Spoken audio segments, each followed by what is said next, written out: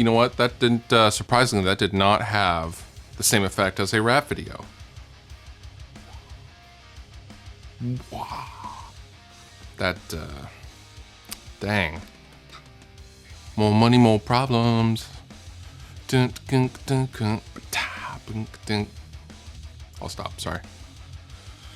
FAQ Mondays, guys. Answer some questions and stuff. Welcome to another FAQ Monday. I'm your host, Fluff. And today we're going to answer 4 questions that have been burning a hole in my brain, and I'm going to answer them with gusto and finesse and world knowledge. First question. Hello, Fluff. Can you please make a video about setting up a guitar for down tuning? Every time I drop tune my guitar with appropriate string gauges, I feel like there's something wrong with it. There are a few things you can watch out for when setting up your guitar for down tuning. First, string tension. Maintain your string tension. If you're using 10s or an E standard, you need to go up to like a 12 through 60 set at least for something like drop C or lower. Always check the tension with the string manufacturer because it does vary from string maker to string maker, and it varies also with the scale length of your guitar. So if you have a Les Paul, obviously you're gonna need bigger strings than you would for the same tuning with the given strings with a Strat, just for an example. So with my Les Pauls, you know, my drop B guitar is tuned drop B, and I'm using a 12 through 60 heavy core set, and I have a 70 on the bottom E. That's some honking strings for a short scale guitar, but that's what's needed to keep up the tension. Tension is paramount. Without tension, you cannot intonate correctly, which leads me to the next step, intonation. If you're changing anything with your guitar's tuning or string gauge, you have to re-intonate your guitar. And Mark Stockwell, my guitar tech, has done a wonderful video on intonating a guitar. It's very easy, and he explains it so much better than I could. I highly recommend you go check that out.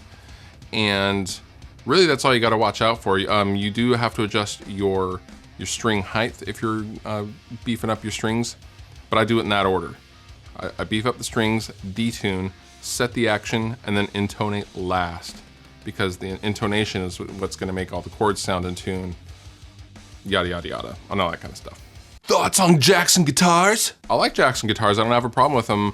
I just don't play them because, you know, mainly Jacksons are set up for shredders.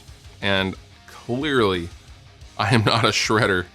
But if I was a shredder, I'd probably play Jackson because they make quality instruments. And I really respect the fact that they've kind of stuck to their guns at what they do. They have not tried to go and make arch tops and hollow bodies and stuff like that. They've really stayed true to the Super Strat, and I dig that, and I respect that a lot. Many years ago, when I went to buy my first PV5150, the guy that I was buying it from was like some 45-year-old big belly dude living with his mom, and it was literally like the dude from The Simpsons. I'm not even kidding. And we go up to his room, and he has a Mesa Boogie Mark IIc, a Mesa Boogie Mark IV, a PV5150 block letter, and a few other amps that were just super choice. And he had 2 custom shop Jackson Dinkies that he had just gotten in, and that he had been waiting for like 2 years for, and he kept going on and on about it. And I got to play both of them because he was just a super guitar geek, and it was super cool. And those guitars were amazing. Now, I know not everybody's playing Jackson custom shop guitars. However, I have played other guitars from Jackson, and I thought they were all great. Just the neck profiles just aren't my thing personally. But yeah, great guitars, cool, I dig them. What mic stand, brand / type, for cab miking do you recommend? This is actually an oft overlooked piece of gear if you're recording, and I decided to answer it because I have recently tried to cheap out on some mic stands, and it didn't go very well with me. My tried and true mic stand is this guy. This is a Samson mic stand that you can get off Amazon. I believe it's about 40 bucks. And the rule I have learned with mic stands is if you think to yourself, oof, that's a little expensive, get that one. because you will end up spending 4 times that on the cheap stuff when they break after 3 or 4 uses. The part that swedges to the threads that the mic actually threads onto always goes on the cheap ones, and I don't even do it anymore. I find the most expensive ones I can find, and I go by the customer ratings, and I do a lot of research on that particular stand, and then I buy it.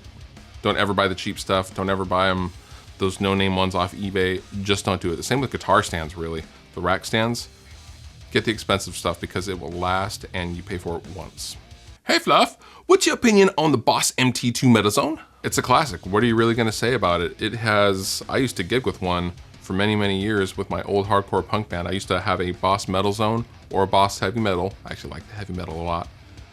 I had a Boss Metal Zone into a Fender Rock Pro 1000 solid state head into a Mesa Boogie 412 cabinet. That was my like hardcore punk band gigging rig, and it was amazingly loud and clean, and the Metal Zone just took everybody's heads off, and I will always love that pedal for that reason alone. But yeah, what are you gonna say about it? I mean, it sounds good, and a lot of people knock it because it's the standard, and I think that's really the true measurement of something great. If it's become the norm to make fun of or something like that, well then it's clearly great because everyone knows what you're talking about when you say Boss Metal Zone. So I dig it. I do actually want to get one. I want to pick up an old beat up used one and see what I can do with it just for fun.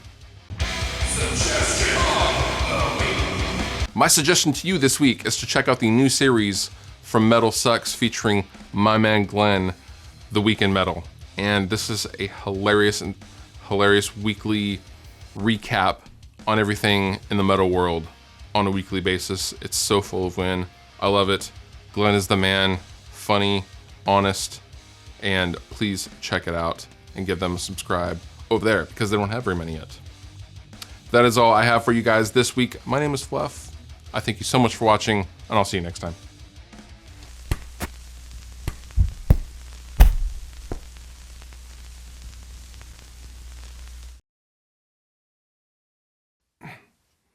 I